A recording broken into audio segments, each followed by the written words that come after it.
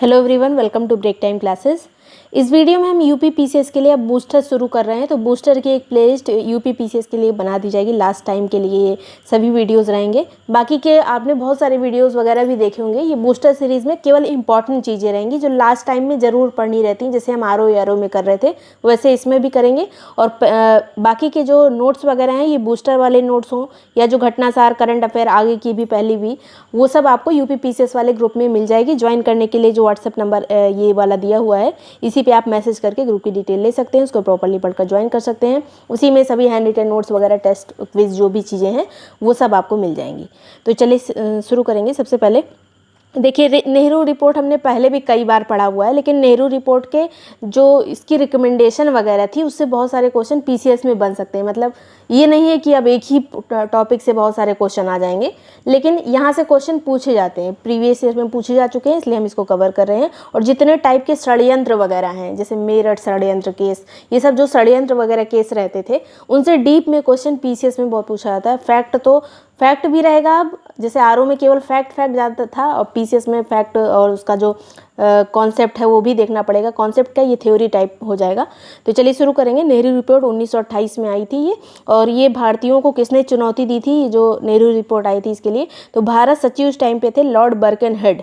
तो उसने चुनौती दी थी जब साइमन कमीशन आया था उसके बाद, कि ये जो है आप ऐसा कोई चीज़ तैयार करिए, जो ऐसा संविधान बनाइए जो सर्वमान्य हो। तो इन्हीं की चुनौती को स्वीकार करते हुए ये नेहरू रिपोर्ट तैयार हुई थी। इसमें क्या क्या चीज़ें थी यहाँ पर देख लेते हैं।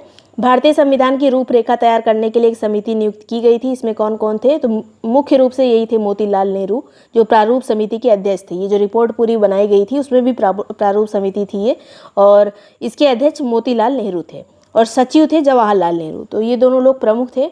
और इसमें कौन कौन से व्यक्ति थे? इस तरह से क्वेश्चन, जैसे बहुत टफ पेपर जब बनाना होता है तो पूछ लिया जाता है, निम्न में से कौन नेहरू रिपोर्ट में शामिल नहीं था, इस तरह से। तो ये दोनों लोग तो हो ही गए, बाप बेटे। उसके बाद तेज बहादुर सप्रू इसमें शामिल थे, एनएम जोशी थे, सुभाष चंद्र बोस थे। ये सुभाष चंद्र बोस और जवाहरलाल नेहरू बहुत इंपॉर्टेंट है। और एम एस अड़े थे, एमआर जयकर थे, बाद में इन्होंने अपना नाम वापस ले लिया था। अली इमाम थे, शुएब कुरैशी थे। ये दोनों मुस्लिम हैं, ये भी पूछे जा सकते हैं, ऑप्शन में रखा जा सकता है इनको। तो यही दो लोग थे मुस्लिम में। और उसके बाद जो मंगल सिंह थे, जेपी प्रधान थे। तो ये सब नेहरू रिपोर्ट वाले जो जितने भी सदस्य थे वो ये सब सदस्य थे। एकदम नाम याद रख लीजिएगा, इस तरह से जब टफ पेपर बनता है तो क्वेश्चन पूछे जाते हैं। रिपोर्ट का प्रारूप जो है वो मोतीलाल नेहरू और तेज बहादुर सप्रू ने तैयार किया था। रिपोर्ट प्रस्तुत कब हुई थी? जैसे कभी कभी आता है अरेंज करने को, कि रिपोर्ट कब तैयार हुई, कब प्रस्तुत हुई, या फिर सहमति कब मिली, इस तरह से। तो रिपोर्ट प्रस्तुत हुई थी 10 अगस्त 1928 को, और रिपोर्ट को सर्वदलीय सम्मेलन, लखनऊ में एक सम्मेलन हुआ था, वहाँ पर सहमति मिली थी 28 अगस्त 1928 को। तो ये अगस्त की घटना, ये याद रखिए। कभी कभी जैसे एक ही ईयर में बहुत सारी चीज़ें घटना हो जाती है, तो ये 1928 की घटना है और अगस्त महीने की। फिर जो है नेहरू रिपोर्ट की रिकमेंडेशन क्या की थी, मुख्य बातें क्या क्या थी? तो भारत को डोमिनियन स्टेटस का, मतलब स्टेट का दर्जा दिया जाए। यहाँ पर पूर्ण स्वराज की बात नहीं की गई है, यहाँ पर डोमिनियन स्टेटस मतलब गृह स्वशासन की यहाँ पर बात की गई है। भारत एक संघ होगा जिसके अधीन केंद्र में द्विसदनीय विधानमंडल होगा, ये भी इसकी रिकमेंडेशन थी। फिर जो है प्रांतों में द्वैध शासन नहीं होगा, ये इस रिपोर्ट में कहा गया था। गवर्नर जनरल केवल संवैधानिक प्रमुख होगा, ये एक चीज़ है जो अभी तक चल रही है। मतलब उसी को गवर्नर जनरल जो है, अब तो ये पद नहीं है लेकिन राष्ट्रपति है। सांप्रदायिक निर्वाचन पद्धति नहीं होगी, ये किसी एग्जाम में पूछा गया था, ये इसकी रिकमेंडेशन थी, सांप्रदायिक निर्वाचन पद्धति नहीं होगी। नागरिकता की परिभाषा और 19 मूल अधिकारों को प्रतिपादित किया गया है इसी नेहरू रिपोर्ट के तहत। 19 मूल अधिकारों को भी प्रतिपादित किया गया था इसमें। एक सर्वोच्च न्यायालय की स्थापना की जाए जिसके अधिकार संसद द्वारा निर्धारित हों, ये इसमें सर्वोच्च न्यायालय की इसमें बात की गई है।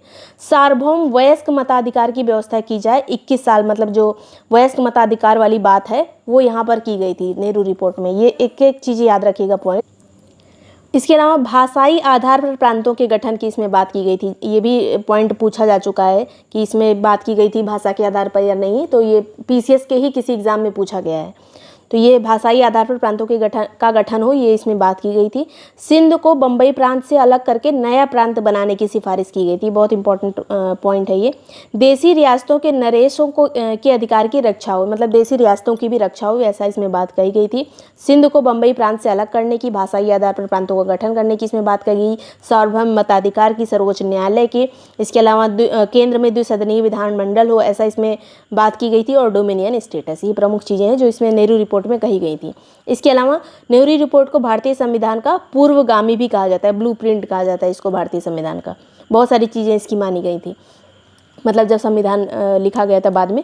जवाहरलाल नेहरू और सुभाष चंद्र बोस जैसे जो युवा नेता थे वो डोमिनियन स्टेटस की जगह पे पूर्ण स्वतंत्रता की मांग कर रहे थे और नेहरू रिपोर्ट को अस्वीकार कर दिया।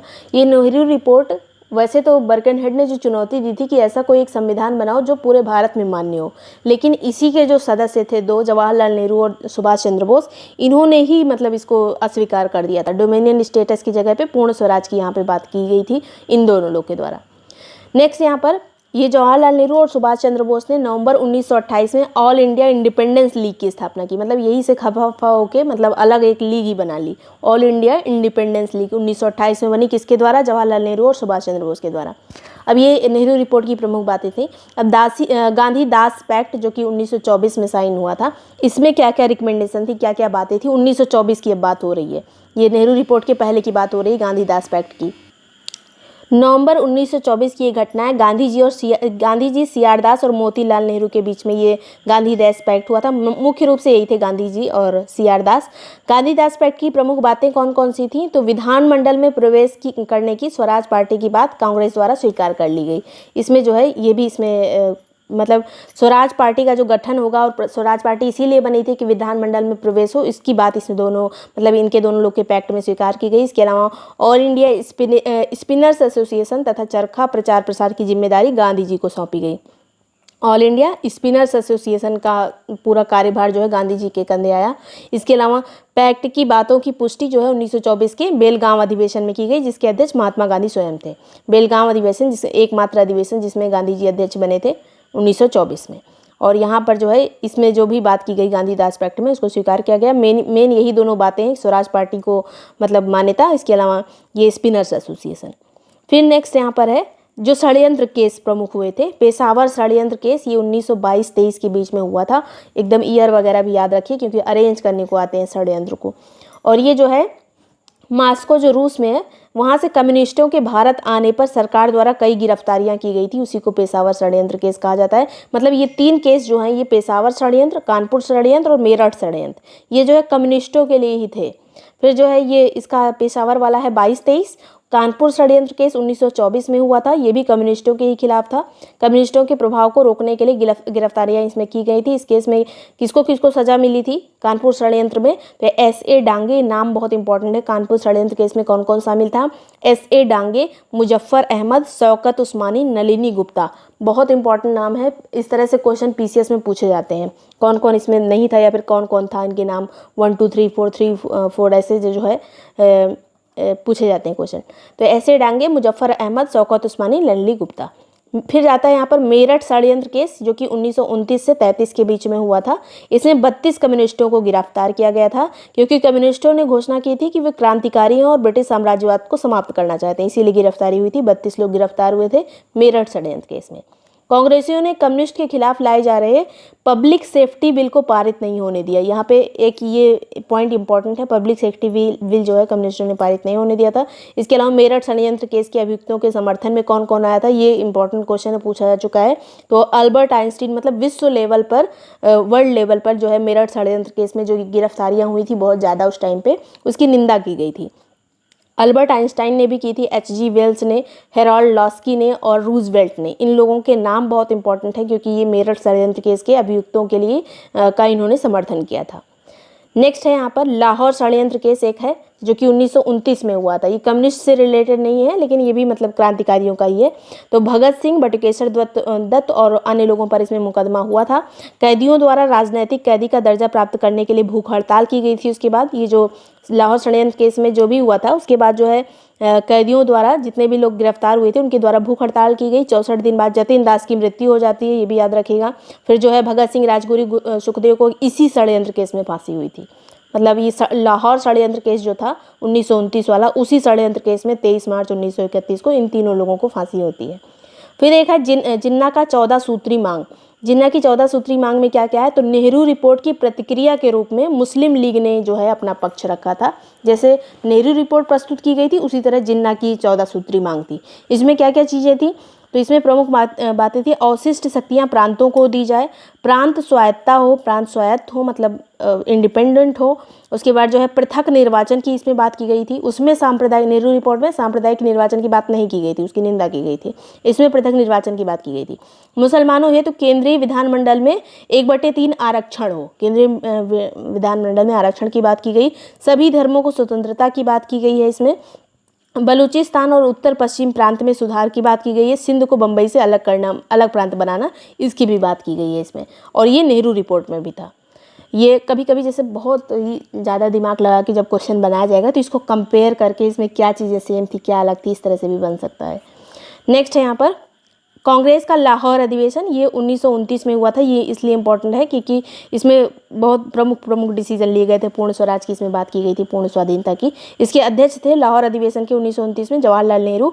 प्रमुख बिंदु इसमें है कि नेहरू रिपोर्ट स्वीकार करने की अवधि जो है समाप्ति की घोषणा की गई। मतलब नेहरू रिपोर्ट जो प्रस्तुत की गई थी, अंग्रेजों ने उसको स्वीकार नहीं किया था, तो इन्होंने कहा कि अब स्वीकार करने की जो अवधि थी वो समाप्त हो चुकी है, तो उसको निरस्त कर दिया गया।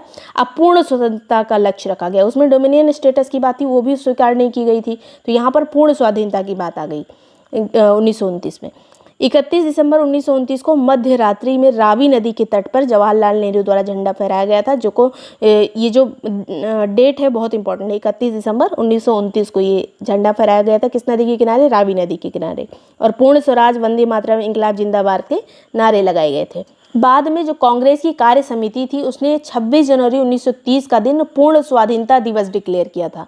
मतलब यहाँ पर 31 दिसंबर 1929 को तो यहाँ पे झंडा वगैरह फहरा दिए, नारा दे दिए, लेकिन उसके बाद 26 जनवरी 1930 को इन्होंने प्रॉपर पूर्ण स्वाधीनता दिवस मनाया। और उसी मतलब उसको याद रखने के लिए अभी भी हम 26 जनवरी को, जो हमारा जो संविधान लागू हुआ था वो 26 जनवरी 1950 को लागू हुआ था। वैसे तो 1949 में ही 26 नवंबर को पूरा हो गया था, लेकिन हम 26 जनवरी 1950 के दिन उसको लागू किया गया था पूरी तरह से, उस दिन को खास बनाने के लिए, गणतंत्र दिवस के रूप में। फिर जो है गांधी जी के सविनय अवज्ञा आंदोलन की शुरुआत की पुष्टि की गई यहीं पर, यही वाले अधिवेशन में, 1929 वाले अधिवेशन में। और ये इंपॉर्टेंट चीज़ें हैं इस अधिवेशन की, याद रखिएगा इतनी चीज़ें। फिर जो है गांधी जी द्वारा प्रस्तुत 11 सूत्री मांगे, वो जिन्ना द्वारा प्रस्तुत की गई थी 14 सूत्री मांगे, यहाँ पर 11 सूत्री मांगे प्रस्तुत की गई थी गांधी जी द्वारा। 31 जनवरी 1930 को गांधी जी द्वारा वायसराय लॉर्ड इरविन और प्रधानमंत्री, ब्रिटिश प्रधानमंत्री उस टाइम था रैमजे मैकडोनाल्ड, उसके मतलब सम्मुख जो है कुछ मांगे प्रस्तुत की गई थी। ये मांगे कौन कौन सी थी गांधी जी की, जो ब्रिटिश साम्राज्य से थी? तो ये थी, सेना व्यय और सिविल सेवा वेतन में 50% कटौती हो। सेना पर जो खर्चा कर रही है ब्रिटिश सरकार, उसमें कटौती हो, और जो वेतन वगैरह दे रही है। डाक आरक्षण बिल पास करने की मांग की गई। पूर्ण शराबबंदी की मांग की गई। ये सब पॉइंट्स कई बार पूछे जा चुके हैं पीसीएस में। अगर 10 साल का पेपर देखेंगे तो ये जो बूस्टर सीरीज में कराया जा रहा है ये सब आपको प्रीवियस ईयर में भी मिलेगा। राजनीतिक बंदियों की रिहाई की यहाँ पर बात की गई थी, जो ये मांगे थी। मतलब ये जो क्वेश्चन कराए जा रहे हैं, ये 11 सूत्री मांगे, जरूरी नहीं है सेम टू सेम रिपीट करेगा, लेकिन अब 11 सूत्री मांगे कहीं पे एक आध पूछी गई हैं तो आपको सब पढ़ लेना चाहिए।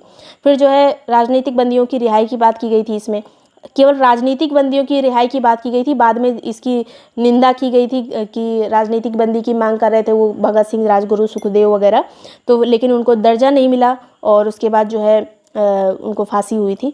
आपराधिक गुप्तचर विभाग में सुधार की इसमें बात की गई थी, गांधी जी के द्वारा मांग की गई थी आपराधिक गुप्तचर विभाग में सुधार की। हथियार कानून सुधार की बात की गई थी, भारतीयों को आत्मरक्षा में हथियार रखने की अनुमति मांगी थी गांधी जी ने।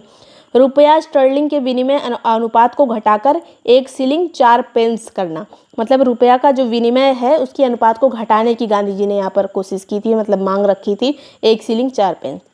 वस्त्र उद्योग को संरक्षण देने की यहाँ पर गांधी जी के द्वारा बात की गई थी। भारतीय समुद्र तट केवल भारतीयों के लिए आरक्षित करने की बात की गई थी।